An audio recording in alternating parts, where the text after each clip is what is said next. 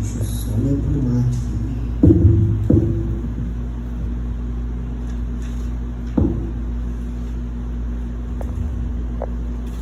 Quero agradecer, né, a oportunidade da igreja que chamou a gente para estar aqui. Como a Lana estava falando, a gente tem vivido coisas nesse momento que não dá muito para explicar. Assim. A gente tem sido tratado em áreas que é difícil de explicar, porque o que ele tem feito em nossas vidas é muito pessoal, sabe? A gente tem experimentado um lado fraternal de Deus, um lado que a gente não vivia antes, então está sendo um momento muito único. E essa palavra eu recebi aqui, né? Uma palavra que eu recebi tem um tempinho, e quando o pastor falou que eu estava encarregado desse fardo, eu venho no coração essa palavra direto, e hoje foi culto de ceia, eu não sabia, e a palavra casa muito com a ceia de Cristo. Então vamos lá.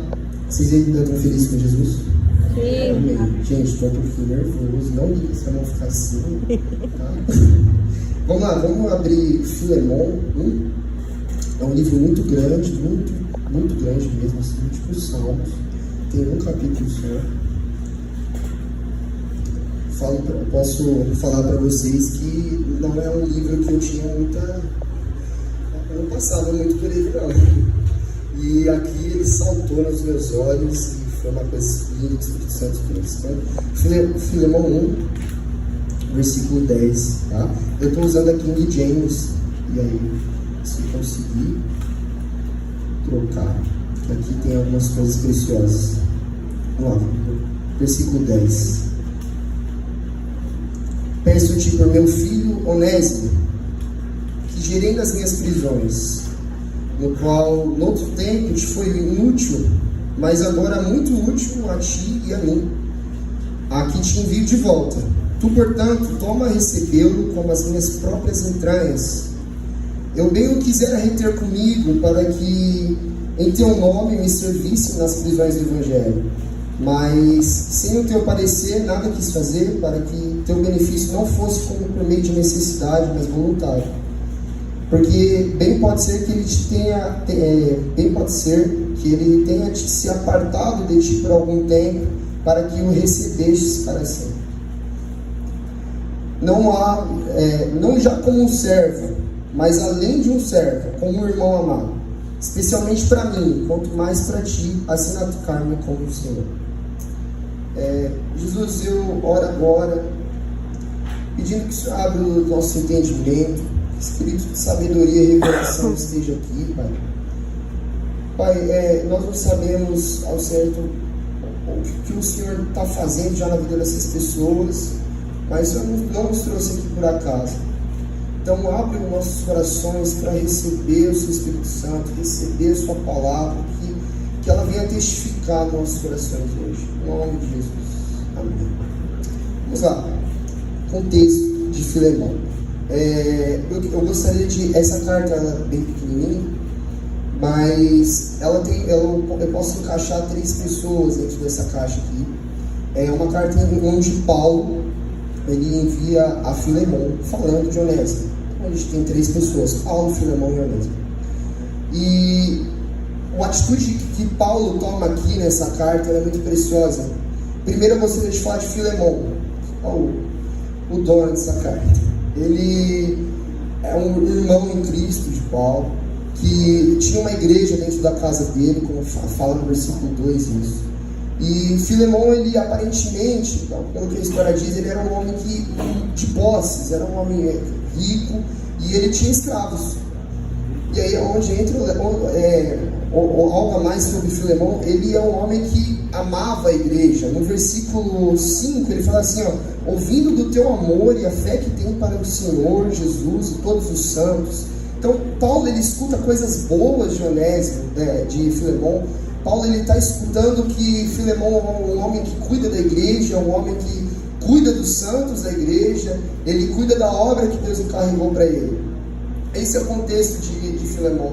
Ele fala também mais para baixo, versículo 7, assim, porque temos grande alegria e consolação no teu amor.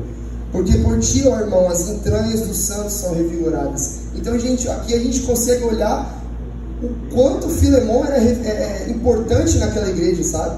Porque Paulo estava preso, então chegou para ele coisas boas de Filemon, então a gente pode aprender sobre isso. A segunda pessoa da carta é Onésimo. Onésimo é a situação, o problema da carta, que ele era um escravo de Filemon. E aí aconteceu alguma coisa que não fala aqui diretamente. Então, ou pode ter sido alguma dívida que não pode ter pago, ou alguma briga, algo, mas teve um problema entre Filemon e Onésimo. E aí Onésimo, ele foge, vai embora. Só que Onésimo era um escravo, temos que lembrar disso. Onésimo era um escravo. Versículo 11 fala, ó, no qual outro tempo te foi inútil, mas agora muito útil para ti e para mim. O significado desse nome Onésimo é muito útil. Então a gente pode ver que ele está falando de um escravo que um momento foi inútil e no outro momento foi muito útil para Paulo. Então Onésimo, quando ele foge da casa do seu senhor, né, de Filemon, ele vai parar numa prisão junto com Paulo. E ali ele conhece a Jesus, ele se entrega aos caminhos de Jesus. E ele começa a aprender com Paulo, ser um discípulo de Paulo. Tanto que no versículo 10 ele fala assim, meu filho Onésimo. Então Paulo curtia muito Onésimo, ele tinha um grande apreço por Onésimo, um escravo que saiu da casa de Filemon. Quero citar isso mesmo, um escravo, para vocês fixarem isso. E a terceira pessoa da carta é Paulo. Paulo, a gente não precisa falar muito sobre ele. Paulo, ele é o autor de quase todo o Novo Testamento. Paulo era o cara que cuidava das igrejas de longe. Paulo mandava as cartas para as igrejas, cuidava de perto. E uma coisa me pegou aqui a respeito de Paulo.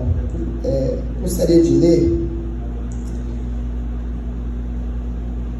versículo 17. Assim, pois, se me tens por companheiro, recebe-o como a mim mesmo. E se te fez algum mal ou te deve alguma coisa, põe isso na minha conta.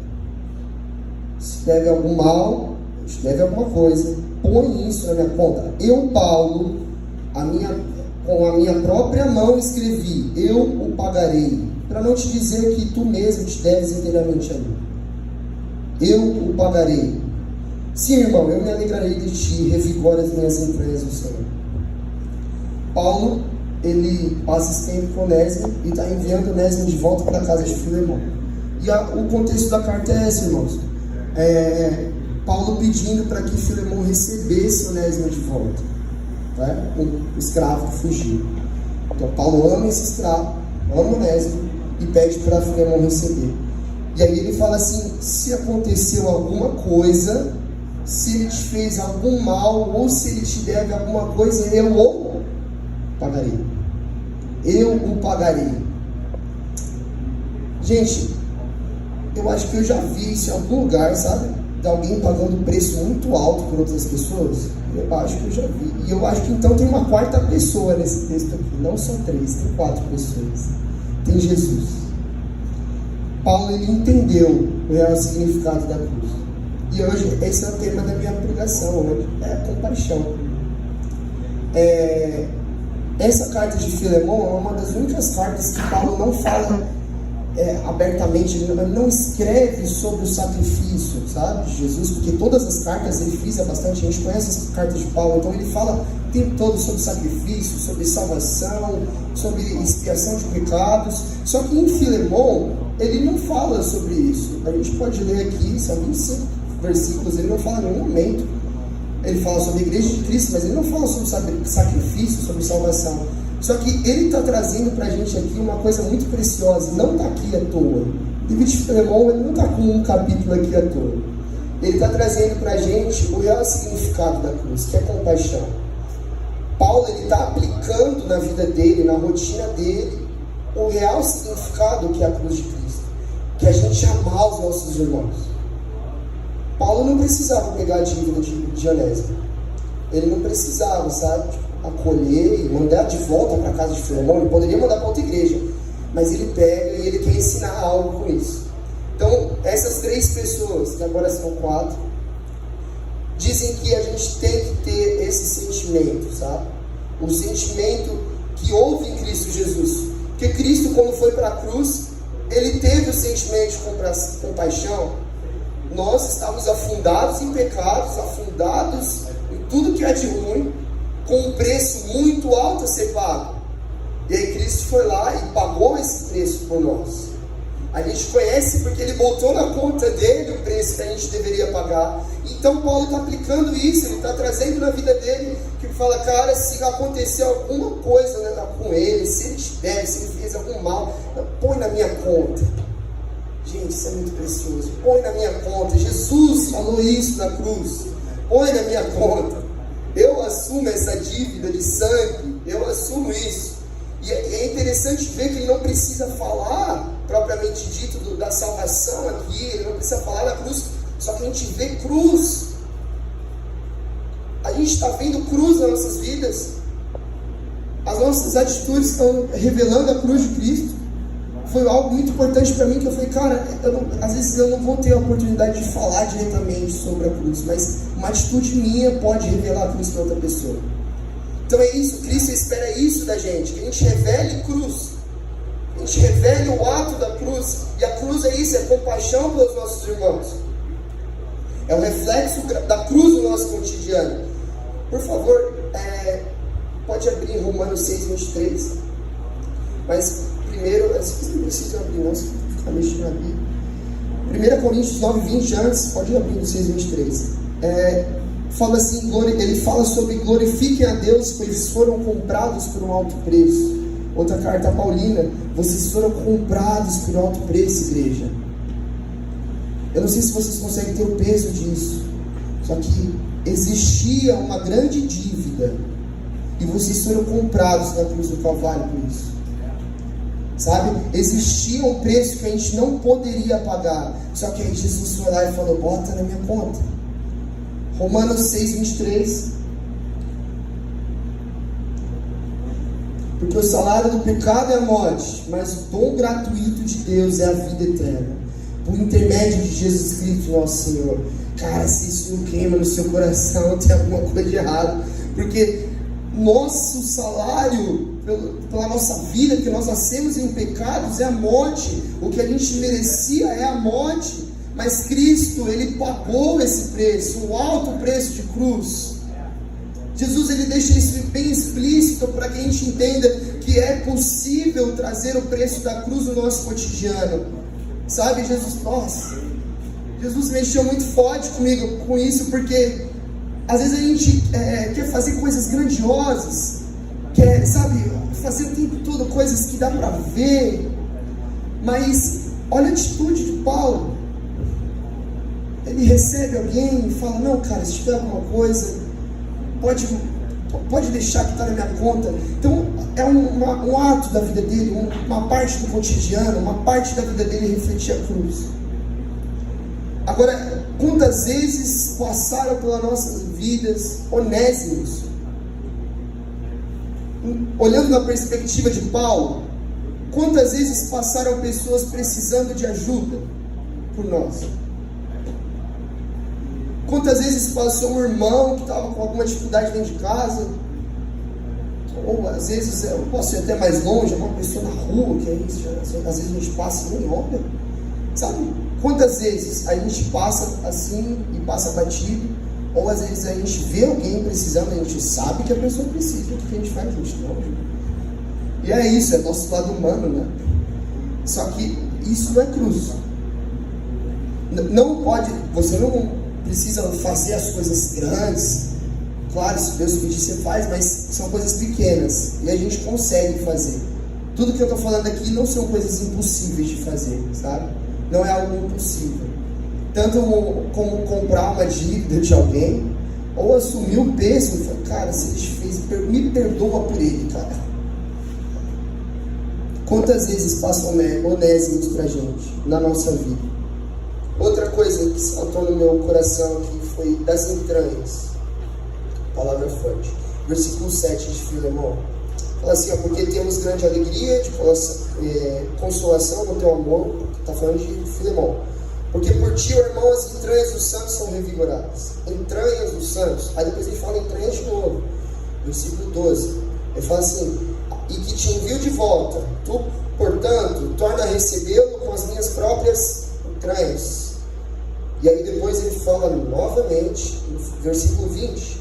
Sim, irmão, eu me alegrarei de ti, o Senhor. Revigora as minhas entranhas, o Senhor. Aí eu falo, gente, entranhas, né? Entranha é uma palavra forte, algo que mexe aqui dentro. E eu fui pesquisar, porque eu falei, tá, não é algo normal da nossa cultura ficar falando, te recebo com as minhas entranhas. Já pensou? Alguém recebe alguém em casa e fala, cara, eu te recebo com as minhas entranhas. É totalmente estranho. Mas lá para eles, Paulo não falou isso à toa, porque ele está falando num contexto hebreu, né? Entranhas para os hebreus é quando eles é a sede das afeições mais sensíveis de alguém. Então os hebreus eles tinham esse costume de falar que é o lugar onde está a maior sensibilidade de alguém, são as entranhas da pessoa. Sabe, Deus fala pra gente hoje que a compaixão deve estar nas nossas entranhas hoje. O sentimento que houve em Jesus deve estar nas nossas entranhas. Porque sabe, aquilo que está de dentro vai para fora. Então, você vê pessoas doentes, algumas pessoas têm algumas doenças por dentro, e aí começa a externar. É quase isso. Quando a gente tem algo dentro da gente começa a transmitir isso. E é isso que Paulo está falando. Que a compaixão esteja na sede das suas emoções, esteja nas entranhas de vocês. Então que nós venhamos ter esse sentimento que houve em Cristo Jesus, nas nossas entranhas, que venha sair de nós isso, que nós venhamos transmitir esse sentimento. Paulo, ele transmitia isso. Então é possível. Sabe, se Paulo era uma pessoa que ele conseguiu transmitir isso, eu também consigo, gente. Vocês também conseguem. Então, Jesus pede hoje que a compaixão esteja nas nossas entranhas. Que esteja no seu lado mais sensível, que você transmite compaixão. Que nós podemos ser esse alvo, sabe, de pessoas que a gente possa ajudar. Que a gente seja a pessoa que alguém fala, cara, eu preciso de ajuda, quem que eu posso pedir? Eu lembrei de alguém. Lembrei da Aurélia, lembrei da Lana, lembrei do Hamilton. Sabe, gente, quão importante a gente ser isso na vida de alguém. Porque eu acho que o sentimento humano, ele é muito egoísta. Porque a gente entra numa rotina. Eu vou falar algo pessoal. Lá em São Paulo, eu venho de São Paulo. Lá em São Paulo, a gente tem uma rotina de trabalho, sabe? Bem, não tô falando que outros lugares não tem, mas é que a gente é meio afundado nesse negócio, meio bitolado mesmo. E a gente fica trabalho o tempo todo. E aí a gente entra numa rotina que é assim, é um looping. O tempo inteiro. A gente passa horas no transporte público, eu que não tenho dinheiro, a gente passa horas no transporte público, aí chega em casa, vou pro serviço, aí depois volta pra faculdade, aí a gente entra nesse ciclo. Aí você fica. Eu tô falando em São Paulo que é minha vivência, mas aqui vocês podem ter outros ciclos. Estou dizendo uma vivência minha por quê? Porque eu entrei num ciclo. E aí eu passava despercebido, eu passava batido de tantas pessoas. Sabe, tanta gente passando por mim e eu nem ligava. Não estava nas minhas entranhas. Não estava. E aí quando eu li isso aqui, eu falei, isso aqui é muito sério. Eu preciso colocar aqui dentro, bem aqui, ó. Tem que transmitir bem daqui, ó. Bem aqui. Bem daqui, ó. Isso tem que brotar de mim, sair para fora. Porque eu sei, porque eu já ouvi o pastor falando sobre compaixão, eu já ouvi ele falando sobre amor, o próximo, toda aquela história. Só que quando a gente pega para o nosso cotidiano, a gente percebe quantas coisas a gente passa batido. Toma uma aguinha aqui.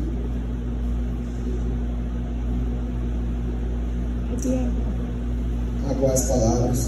Romanos 4:25. Se conseguir abrir. Jesus está aqui, gente. Jesus está aqui. Ele foi entregue à morte para pagar todos os nossos pecados e a ressurreição para a nossa completa justificação. Por que eu estou repetindo a mesma coisa? Tem alguns tipos de remédios que eles são tomados em doses homeopáticas. Não sei se já ouviram falar esse termo. Doses homeopáticas. Doses homeopáticas é quando você toma um pinguinho, por exemplo, deixa eu falar, eu preciso de cálcio. Aí eu vou tomar um pouquinho de cálcio todo dia. Todo dia. E aí eu vou tomando um pouquinho, pegando um pouquinho disso. E é pouquinho, eu não vou tomar numa grande quantidade porque meu corpo não absorve totalmente. Por exemplo, eu preciso, sei lá, eu não sei se é por grama que mede cálcio. Preciso de um bocado de cálcio, eu vou lá e tomo uma parte de remédio. Você não vai absorver, seu corpo ele aceita doses homeopáticas. E na nossa mente é a mesma coisa, a psicologia afirma isso. E a Bíblia também. Quando Jesus repete 3 vezes a mesma coisa, isso daqui não está à toa não. Ele está repetindo a mesma coisa para isso entrar na nossa mente. Então, Romanos 4:25. Ele foi entregue à morte para pagar pelos nossos pecados. Ele pagou. E ele pagou e não foi no preço barato não. Não estava em promoção aquele dia. Ele pagou por um preço caro, alto, que foi a cruz. Hoje eu trago essa palavra para que a gente consiga se enquadrar nessas 3 pessoas. Então, que a gente consiga ser igual Filemon, que consegue receber uma pessoa que foi embora. Sabe, Filemon, gente, eu quero que vocês entrem na história. Filemon, ele era um homem rico que tinha muita coisa, ele tinha uma igreja dentro da casa dele, ele tinha o mundo dele ali, né? Tinha os escravos, para um homem ter escravos, ele não tinha que ser pobre. E ele recebe de volta.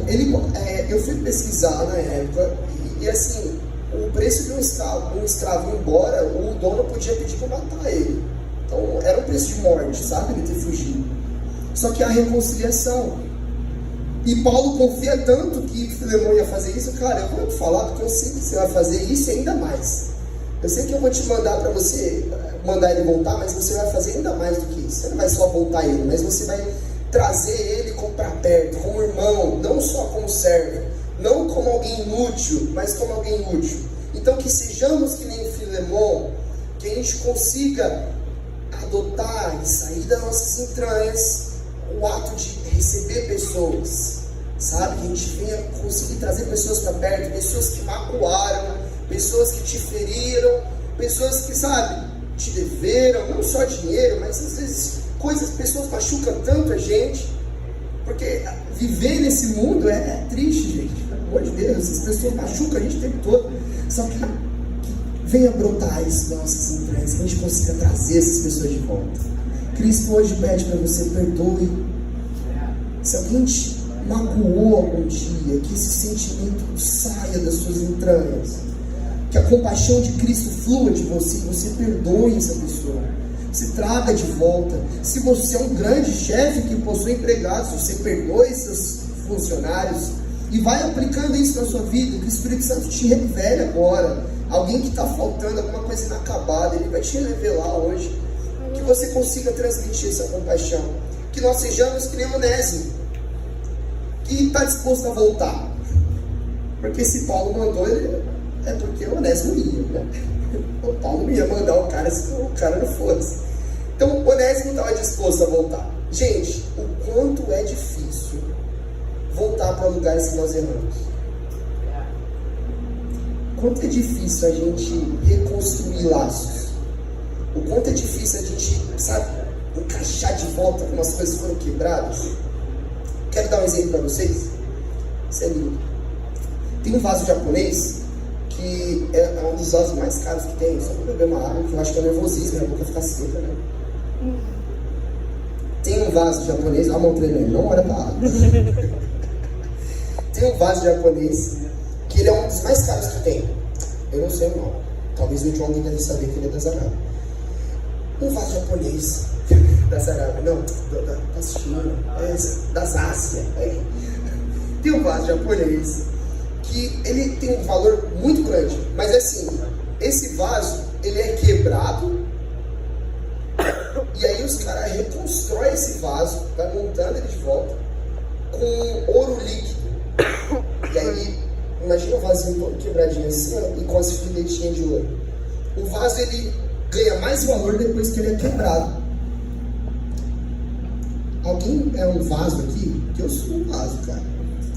Eu fui quebrado. Se você foi quebrado em algum momento, era outro rumo, mas eu quis assim, se você foi quebrado em algum momento, que esse ouro que fica nas entrelinhas seja o Espírito Santo, que te reconstrua, sabe? Há valor nas nossas cicatrizes, há valor em Onésimo. Alguém que foi inútil tem valor, e a gente encontra valor em Cristo Jesus. Só tem valor nele, gente. E que ele reconstrua a gente. Ou, se você é um vaso já reconstruído, ele vai te quebrar de novo. Mas se você é um vaso que está tudo certo por enquanto, que você reconstrui seus relacionamentos. Você reconstrui as coisas que estão meio erradas. Porque há valor nisso. Há valor. O Espírito Santo gosta disso. Deus gosta de pessoas que voltam, sabe? Filho pródigo, ovelha perdida. Há valor nisso, há valor na reconstrução. O Espírito Santo fala hoje que há valor em reconstruir relacionamentos, há valor em voltar nesses lugares. E que nós sejamos que nem Paulo. Já pensou ser que nem Paulo? Dá para tentar. Que nós sejamos que nem Paulo, que a gente consiga pagar a dívida de alguém. Amar tanto alguém que alguém seja capaz, sabe, de falar: não, cara, se ele errou com você, pode deixar que eu vou, eu pago. Tem alguma dívida aí? Não, pode deixar que eu pago aqui, não, perdoa o cara. Que a gente seja essa pessoa. Entregue-se. Vamos orar por isso. Entregue-se. Seja, sabe, dentro de nós. E o sentimento que Paulo teve não foi um sentimento à toa, foi um sentimento que houve em Cristo Jesus. Doses homeopáticas para vocês. Ouve em Cristo Jesus. E se ouve nele, a gente tem que aplicar. A gente tem que aplicar isso. Para finalizar, não sei se eu demorei. Eu acho que foi rápido. Romanos 8, 36. Queria fechar com isso que, gente, eu sou um pouquinho chorão, eu começo, aí dá vontade de chorar, tem que parar. Senão vai ficar tremendo, parece um bezerro aqui. Romanos 8, versículo 36. Vou ler ele aqui, né? Está muito pequenininha a letra, eu acho que estou ficando cego.